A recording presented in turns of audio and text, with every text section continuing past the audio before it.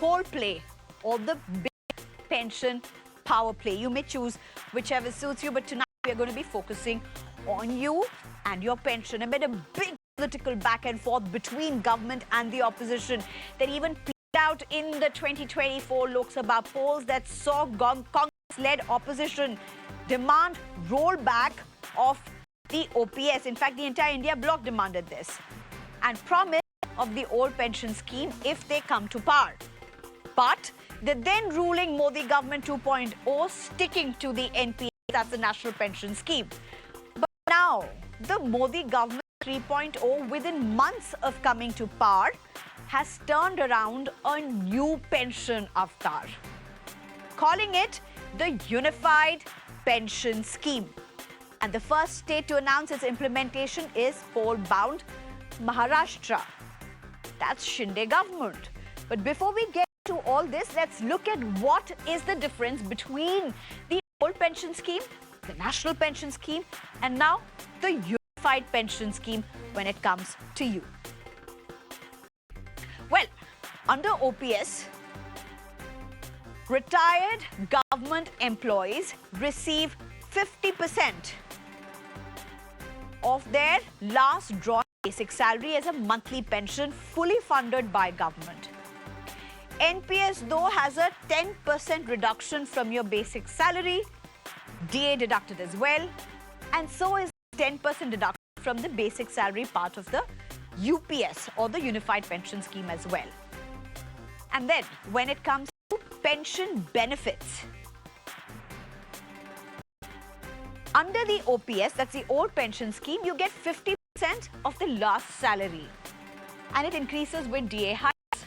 Under the NPS, there are no fixed pension guarantees. It's market linked. Under the UPS, that's the Unified Pension Scheme, your pension is 50% of the average basic 12-month salary and is service time based, which means for service between 10 to 25 years, the change is proportional. Now, when it comes to contributions, OPS, the old pension scheme, there's no employee contribution. It was completely borne by the government. The NPS has the employee contributes around 10% of the basic salary, and under the UPS, the employee contributes. All right, let me just do this again. So under the NPS, the employee contributes 10% of the basic salary, and the government does a 14%. Under UPS, employee contributes 10% and the government contributes 18.5%. And the government's pooled corpus is also 8.5%. Now, when it comes to increments, there it's in front of you. Under the old pension scheme, DA changed with every 6 months. There's no increment when it comes to the NPS because obviously that's market linked. And the UPS, it's inflation linked, and that's important to understand. It's inflation linked, so it's very much connected to the CPI. Market connection, of course. Let's look at that. Under the OPS, that's the old pension scheme, you do not have any market connection. It was completely by the government. One of the reasons that they said the burden on the government of the exchequer was tremendous. Then you have the National Pension Scheme, which was linked with the market. Taxes would apply. Under the Unified Pension Scheme, it is market linked. But as I said earlier, it is based on All India Consumer Price Index. That means it will be affected with respect to the inflation taxation. Now, 23 lakhs government employees are likely to be impacted just with the central government. A huge vote bank, and then you can imagine what's happening across states. A huge vote bank, of course, and no government can afford to ignore it. Not when many opposition-ruled states have already, over the last few months, in fact, rolled back to the OPS. They've already gone ahead to the OPS. So you have Himachal Pradesh, Chhattisgarh, Rajasthan, Jharkhand, as well as Punjab, to just name a few. Interestingly, Andhra Pradesh created an own NPS model last year which they called Guaranteed Pension Scheme for the Andhra Pradesh government employees, a hybrid model between the contributory pension scheme and the old pension scheme as reversal to the non-contributory OPS. Because they said the reversal to the OPS was not financially viable, something that the centre has always maintained as well. And therefore, the guaranteed pension system was seen as a middle path. This happened under Chief Minister Chandrababu Naidu, who is now an important ally with the Modi government 3.0. So has the Modi government taken leaf from Chandrababu Naidu? Is it ally at work again? That's also something that we will look at. But nonetheless, a hugely important political move that has great ramifications on government employees, central as well as states. I'm being joined at this point by Subhash Chandra Garg, who's a former finance secretary of India, Manish Bariyar, who's a political analyst, as well as Kamru Choudhury, who's a political analyst. And I'm also going to be joined by Mr. Sardar in a bit. I'll let you know when we have him. But Subhash Chandra Garg, to you first. How do you look at what's happening between the OPS, NPS, and now the UPS? The alphabet play, the power play, the political play, or is it a win for the employees, the government employees? How do you really look at it? So first, a factual correction. The Andhra Pradesh pension scheme was initiated during Kiran Reddy's time. It's about 2 years old. It's not Chandrababu Naidu. Right. So he's continuing. Okay.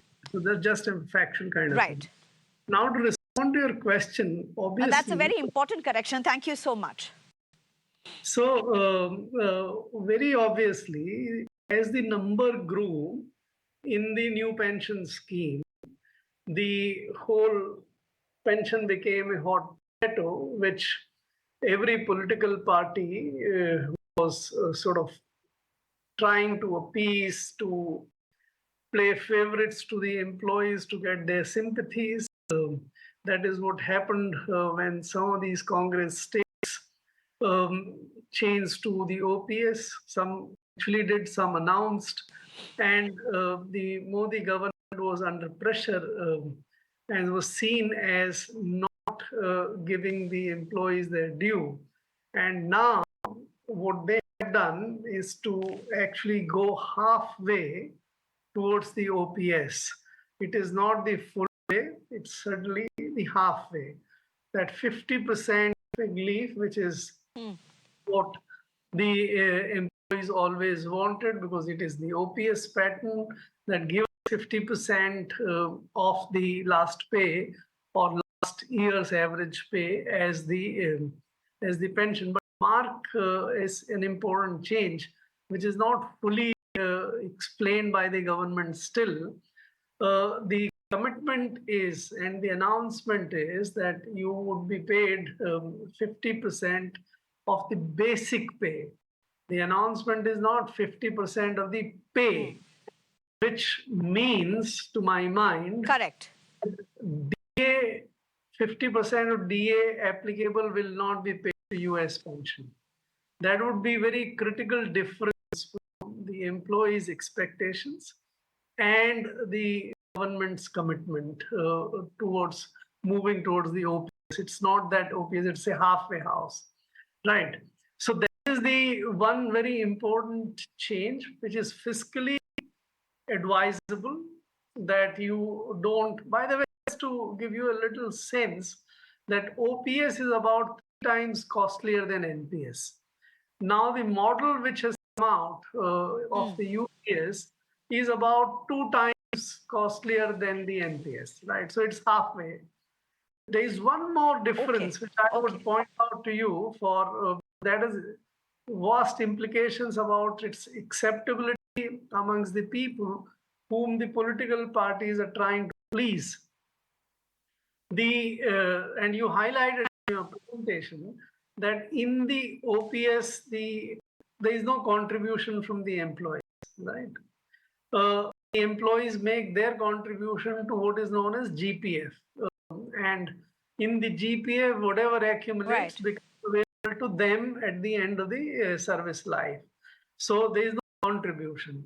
In the NPS, Right. that 10% goes as contribution and gets merged and it's not available to you.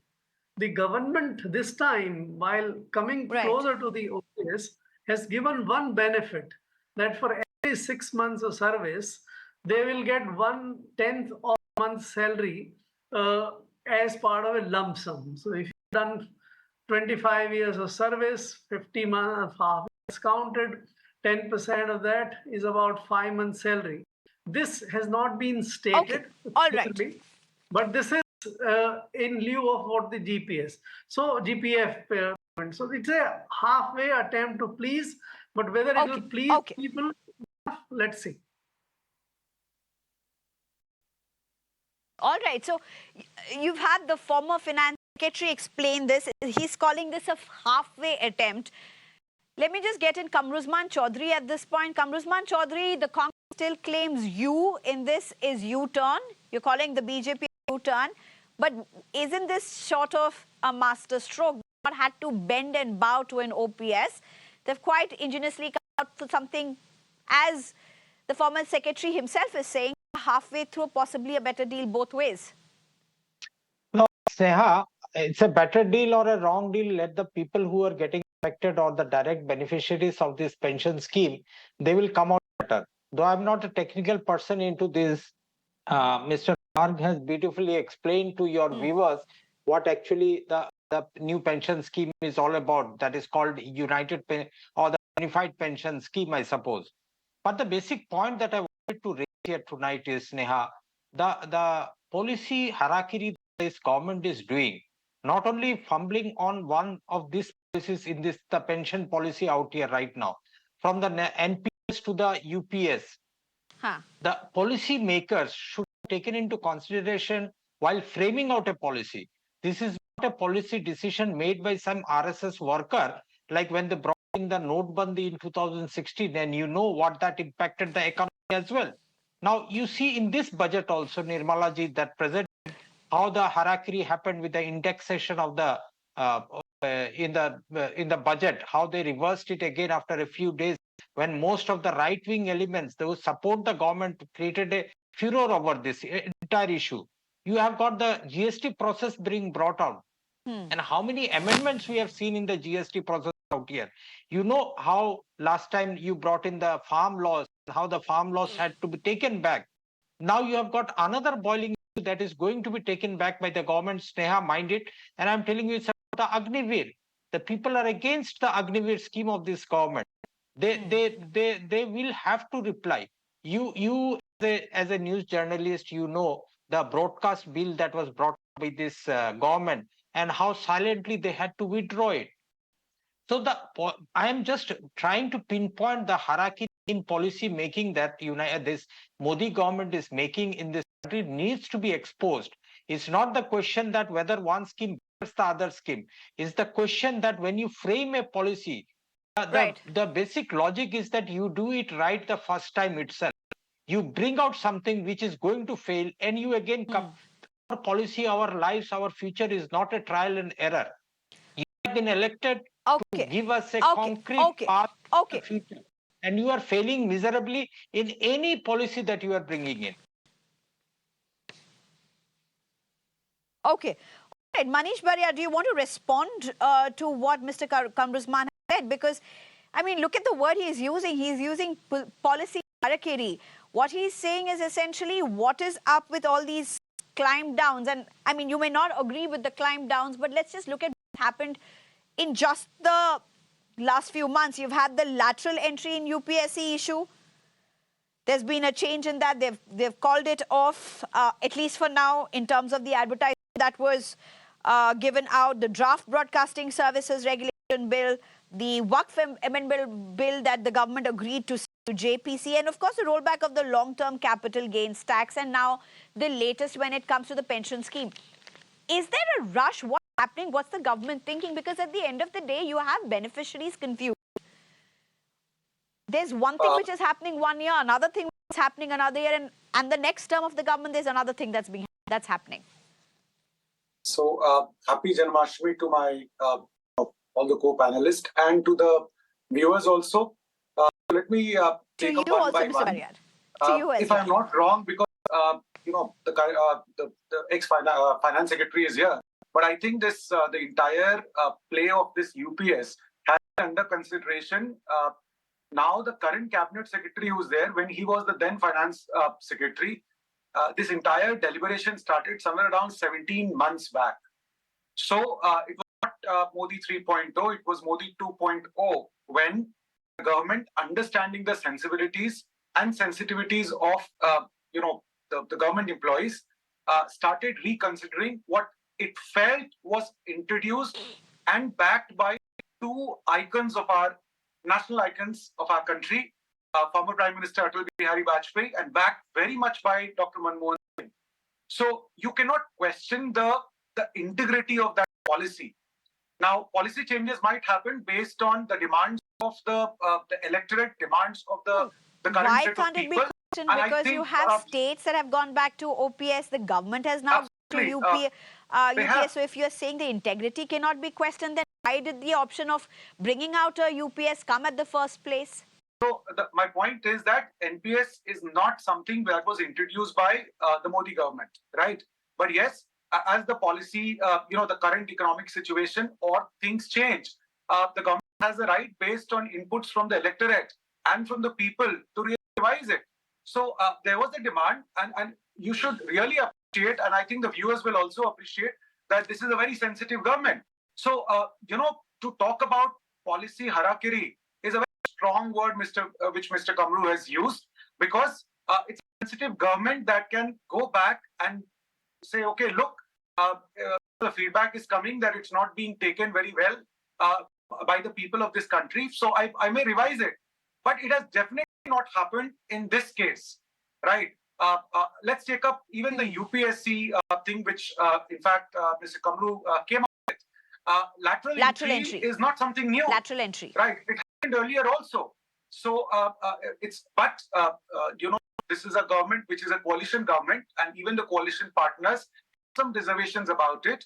And I think Mr. Modi made it very clear that he accepts the fact that there should be a reservation, and there is a uniform acceptance of reservation in this country. So there is no controversy. And we are talking about 45 appointments out of lakhs of appointments. Isn't it? So it's very interesting, Mr. Variar, that you're bringing in this whole point. It's a coalition government and it's coming from you itself. It's very interesting that you bring, which also is a fact, and possibly that's why you see so many climb downs, as some may really call it. Yeah, nothing interesting. Both, the NPS was brought by two governments which had less than 200 seats. The BJP was a coalition government and they were able to successfully present it. Dr. Manmohan Singh had a coalition government, and again it was less than 200 seats. So it's not about it's not a question of coalition as far as when this UPS is concerned. Before I go to Rajiv Sardana, let me very quickly get Mr. Kamruzman to respond to you. Mr. Kamruzman, a minute to you to respond to what you've heard Mr. Variar say right now. He's saying, what's the scene with this harakiri? It's just a sensitive government. People have issues. People are raising it. Elections show the results. And it's a feedback well taken.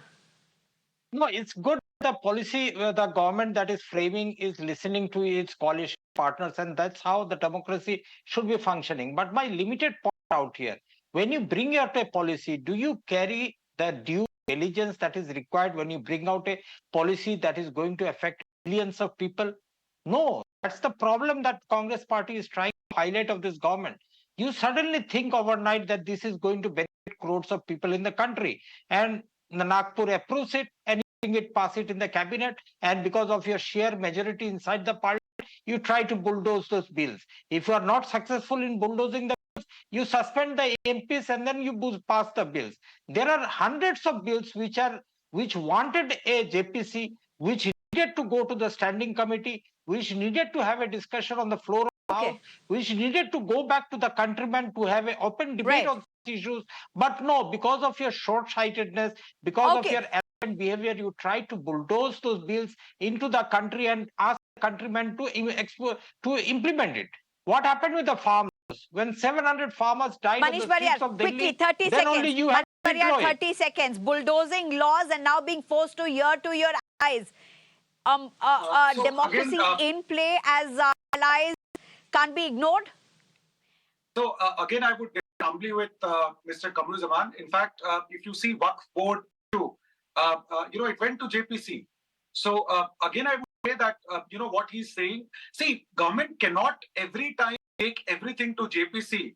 That would really will install the policy making in the country. So wherever the demands are justified, I think the government listens to the opposition's voice and acts accordingly. Yeah, just one small. You've made your point, responded to it, but I'll come to you, sir. I'll come to you. Allow me. Let me go across to Vijay Sardana, who has joined us. And of course, I have Subhash Chandra Garg, who's been smiling for a bit, so I have to go to him as well, because I'm sure he has something interesting to point out. But Mr. Vijay Sardana, is this combination now that's before the consumers, if that's a word I can use, but nonetheless, let's use a better word, and that's voters. Is this a win for the voters, the government employees? First of all, good evening to all of you and to the viewers. See, what is happening today that after election results, opposition knows how to corner the government. And reason is very simple, that even the government today is confused between governance and populism. Even if you have taken a right decision, you are unable to communicate. What Manmohan Singh government was facing in 14, now this government is facing the same problem. You want to do something good, you are not explaining it properly, whether it was Kisan bill, whether it was this pension plan or other options. The problem is government assumes that just because it is announced by a popular leader like Mr. Modi, people will take it on face value. On the other side, opposition is regularly communicating with the people and saying, see, this is anti-people. Now, what is emerging is, post-election is, they are, if you look into, there is a traction there. Either every decision is anti-people or anti-democracy or anti-reservation.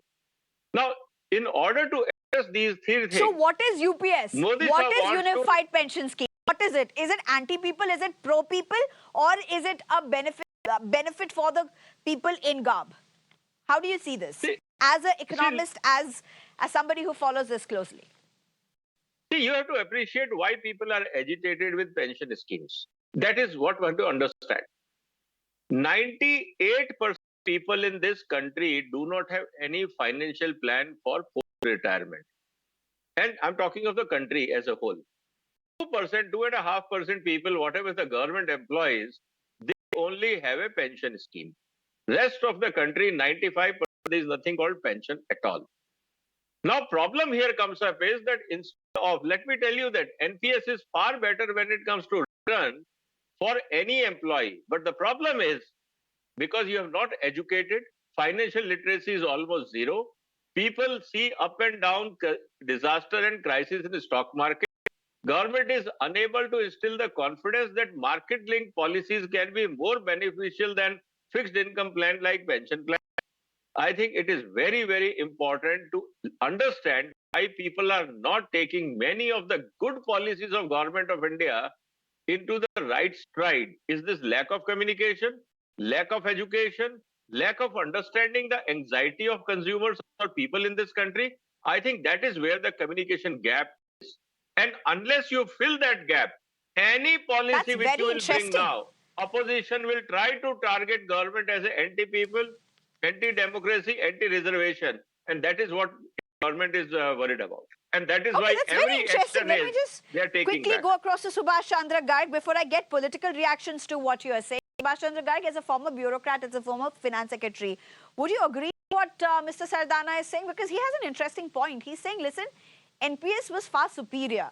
But is the government now also quite, quite caught between the opposition, two people who are saying they are not feeling security, three, the traditional notion of how security is viewed in a government system to what is being offered? So Sneha, I've watched this space for 24 years. I was the director in economic affairs in 2000 when the first note on the NPS was written. And from that time onwards until what has come to now, and our previous speakers were saying, the kind of hard work which Atal Bihari Vajpayee and Yashwant Sinha have done from 2000 to 2003, along with the FRBN bill, you wouldn't believe, because this was at a time when the government finances were at their rock bottom. And then, after the change of government, Manmohan Singh, the way he worked with the opposition states, various states, I was at that time Finance Secretary Rajasthan, and how it was worked, because the aim was to bring a scheme which is financially sustainable and gives the employees a reasonable level of pension, not the giveaway OPS kind of benefit. That's why I initially said it's about 1/3 costlier than the OPS.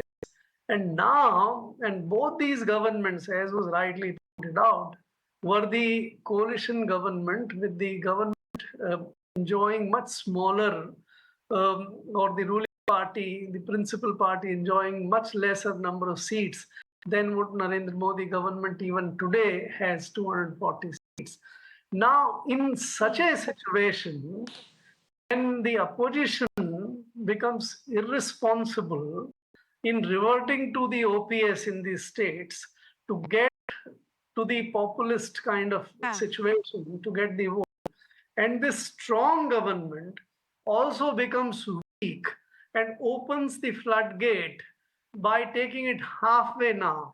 And mark my word today, this is the today.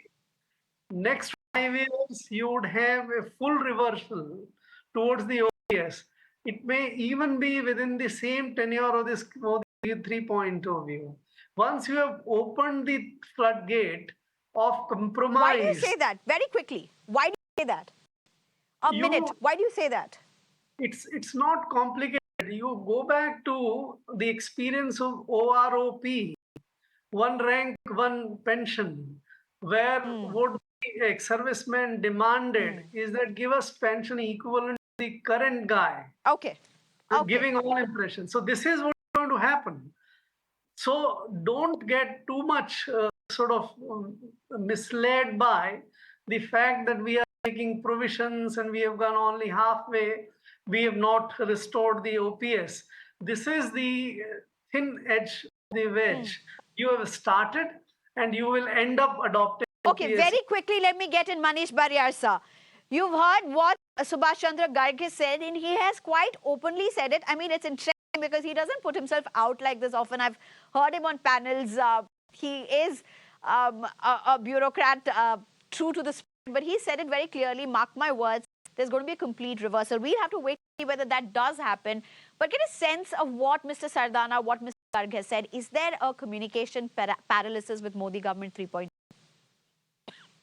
See, I would not agree to that there is in terms of communication, there is a paralysis.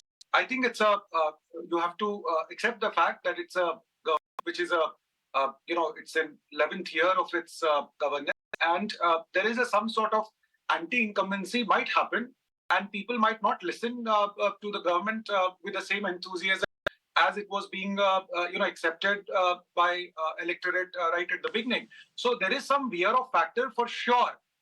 There's no doubt over it, and it is to the credit of Mr. Modi that he has been able to come back with that kind of a majority. So we all understand that. But beyond that, I think you have to also look at the number of policies and the number of things that have been cleared. Look at budget.